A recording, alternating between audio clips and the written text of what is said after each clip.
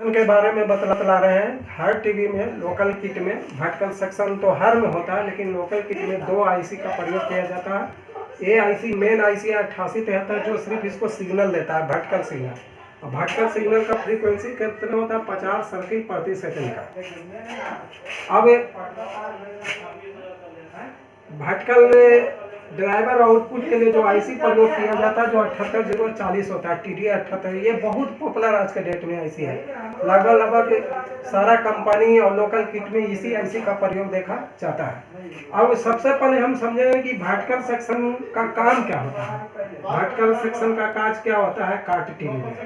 तो vertical section का काम होता है पिक्चर को ऊपर से नीचे सही से फैलाना।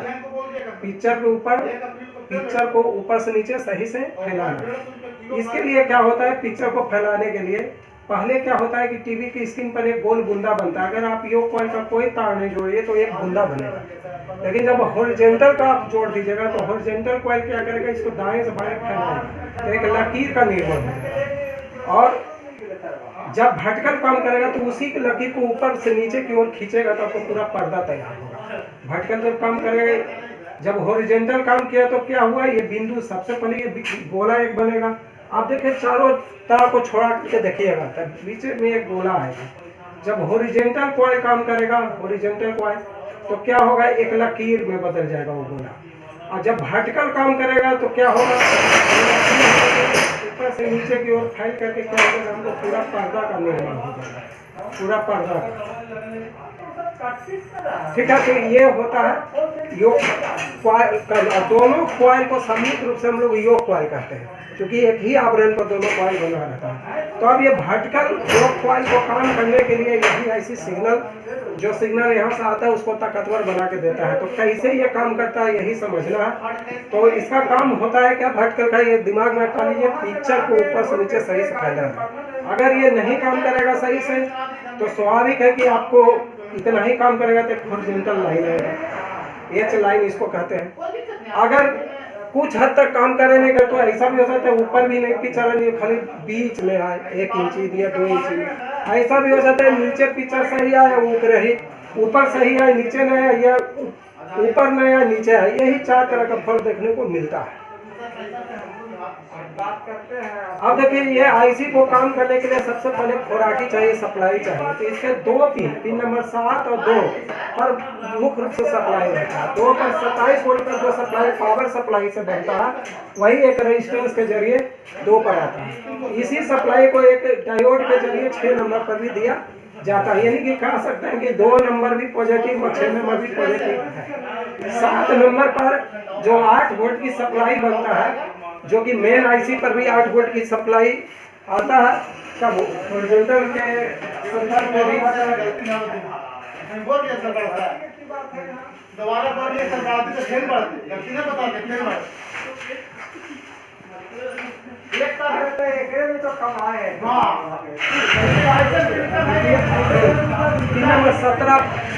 पिन नंबर 17 भी यहाँ लिख देते हैं। पिन नंबर 17 आपका है, इस पर 8 वोल्ट की सप्लाई आता है का, ये पिन नंबर 17 है।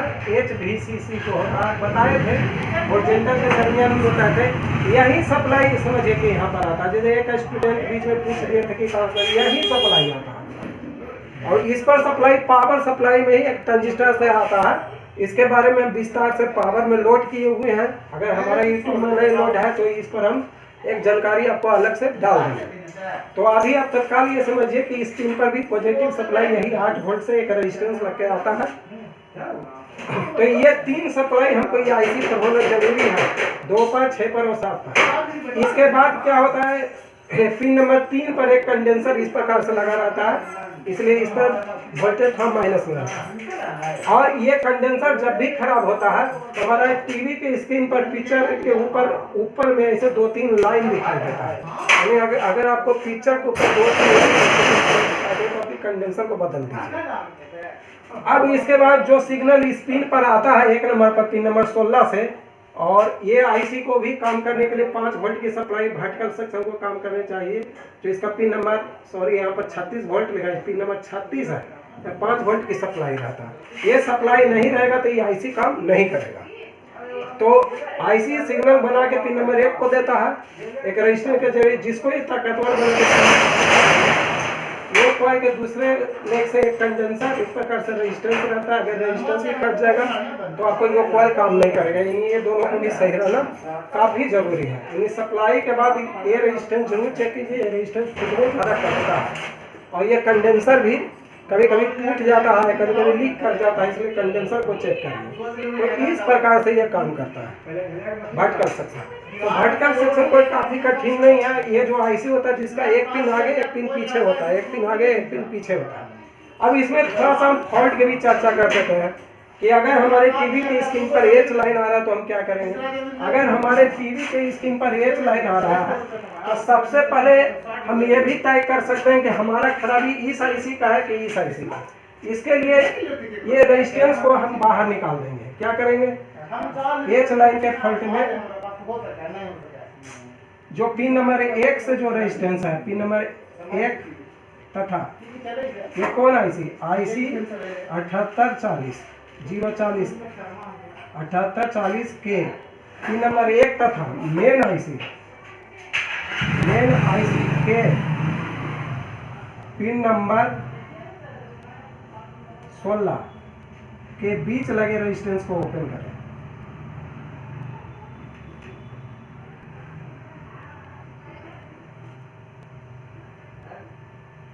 अब देखें वीडियो हम बतला रहे हैं, ओपन करेंगे और इस पर चिमटी से सिग्नल देंगे, चिमटी से, तो देखिएगा कि एच लाइन उछलना चाहिए।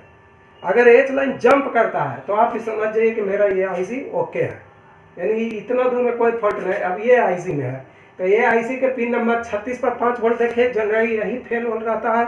उस पर 5 वोल्ट लाने के लिए एक ट्रांजिस्टर लगा हुआ है। इसके बारे में आपको पावर में हम पहले ही बोल दें कि 8 वोल्ट का बताएंगे तो वहीं पर बताएंगे। वो देखिए वो तो 5 वोल्ट आप बना ही लीजिएगा जैसे भी। अब इस पर अगर सप्लाई है तो ये रेजिस्टेंस देखिए कि हो सकता है आपको ओपन हो। अगर ये जुटा हुआ है तो ठीक है, नहीं है तो जोड़िए।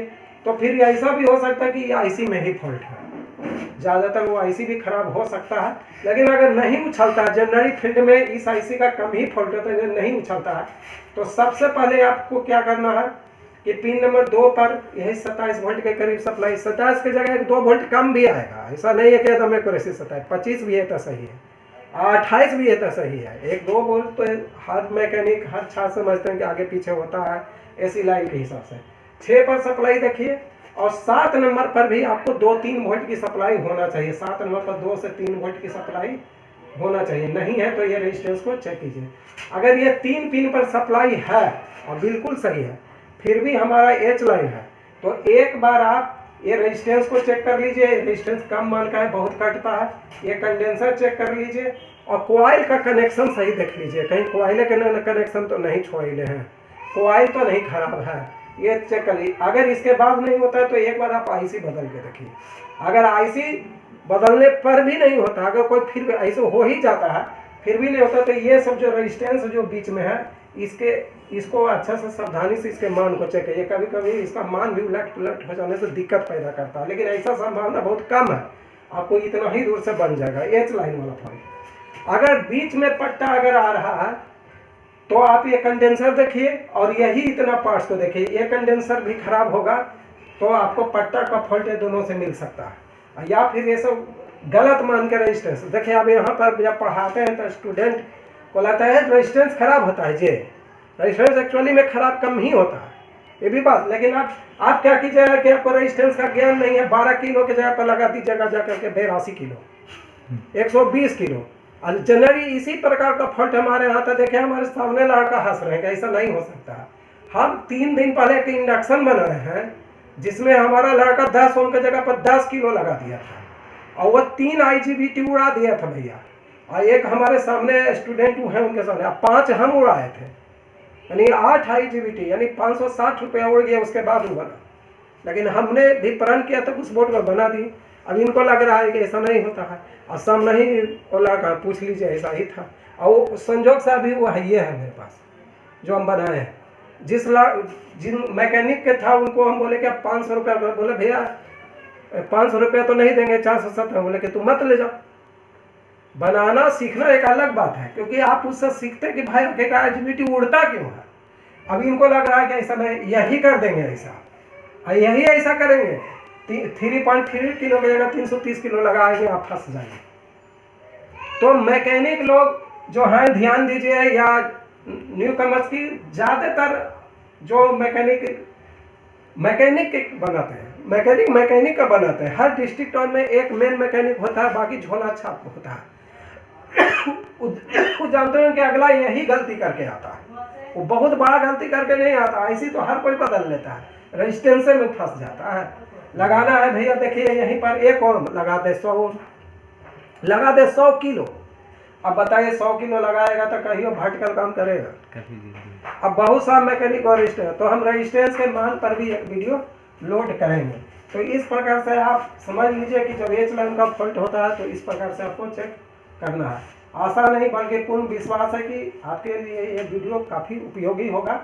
और कुछ हम प्रैक्टिकल वीडियो भी आपको डालेंगे वर्टिकल से संबंधित, के देखिए ऐसा आप ध्यान रखेंगे तभी फिर वहाँ समझ में आएगा कि हाँ सर आप कैसे बनाए ये वाला फॉल्ट। आपका कोई क्वेश्चन? नहीं, स्टूडेंट का कोई क्वेश्चन है? ठीक है, धन्यवाद। जैसे यूट्यूब पर बोल दिए इन्हें हम करते